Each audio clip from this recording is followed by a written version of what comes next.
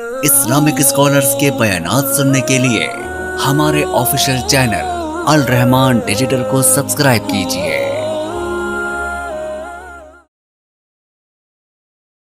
سنیے، سمجھیے، مناسب موقع آنے دیجیے، اور پھر جب لوہا گرم ہو جائے تو پھر جا کے مناسب سی چوٹ لگائیے۔ سنار 100 کیوں مارتا ہے اور لوہار 1 کیوں مارتا ہے؟ کیونکہ آگے میٹیریل دیکھا جاتا ہے۔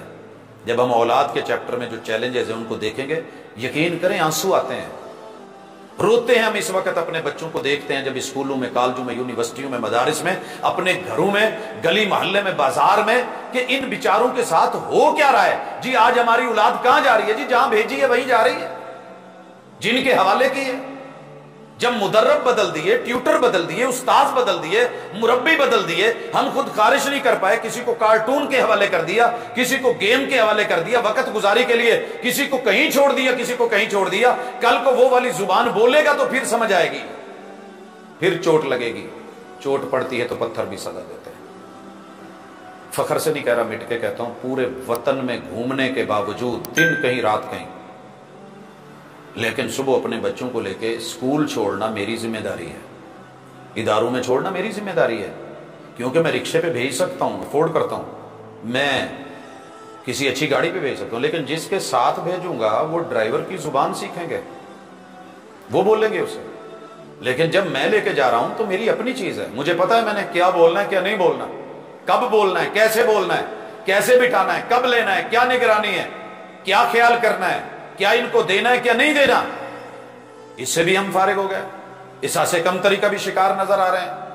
اور اوپر سے اگلی بات کہ ایک دن تو بڑی زبردست گھر کے اندر تربیت والا ماحول بنا دیا، پھر کئی مہینے پوچھا ہی پتہ ہی نہیں کیا ہو رہا ہے، کیا نہیں ہو رہا۔ باہر سے چھٹی آئے، 2-3 مہینے بچوں کو برابر کر دیا، پھر چلے گئے، ان کو بھی پتا ہے ابا جی نے اب 2 سال آنا ہی نہیں، کیا کریں گے یہ؟ رسول اللہ صلی اللہ علیہ وسلم نے کہا ان احب الاعمال الی اللہ ادومها وان قل، لگاتار کرو، مسلسل کرو، تسلسل نہیں ٹوٹنے دو۔ یہ تربیت جو ہوتی ہے نا، یہ کام جو ہوتا ہے، یہ اللہ کو بڑا پسند ہے، بھلے تھوڑی کیوں نہیں ہو۔ مثال لیجیے، آپ اور میں جذباتی ہو کہ یہ فرش جو ہے نا سامنے ہے، یہاں اگر کہیں جوتے آئیں، کوئی نشان لگائے تو ہم اس کو دھو دیں، ہم سارے ایک ٹب، ایک بالٹی پانی بھر کے لا کے نا اس پہ زور سے ماریں، کوئی نشان نہیں پڑنے والا۔ لیکن وہ ٹونٹی جو ڈھیلی رہ جاتی ہے اور اس میں سے ایک قطرہ گرتا ہے، لگاتار گرتا ہے، تسلسل سے گرتا ہے، ہر پل پہ گرتا ہے، اور ایک پوری ٹون کے ساتھ گرتا ہے، کچھ عرصے کے بعد وہاں اتنا پکا نشان ہوتا ہے کہ تیزاب سے بھی دھوئیں تو وہ صاف نہیں ہوتا۔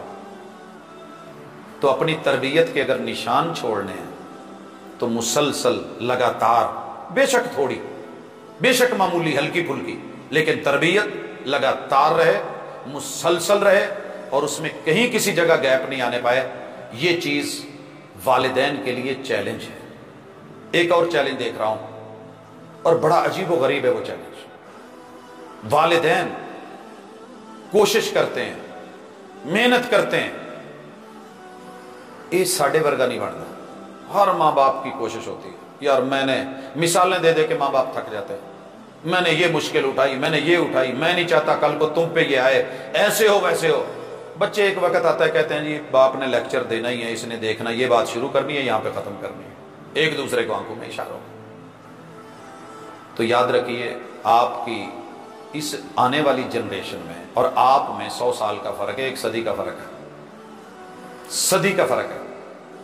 آپ کے دور کی ضرورتیں اور تقاضے اور تھے، ہمارے گھروں کے جو بہت بڑے مسئلے ہیں، ساس بہو کے، بچوں کی تربیت کے، معاملات کے، ان میں پرابلم ہی یہ ہے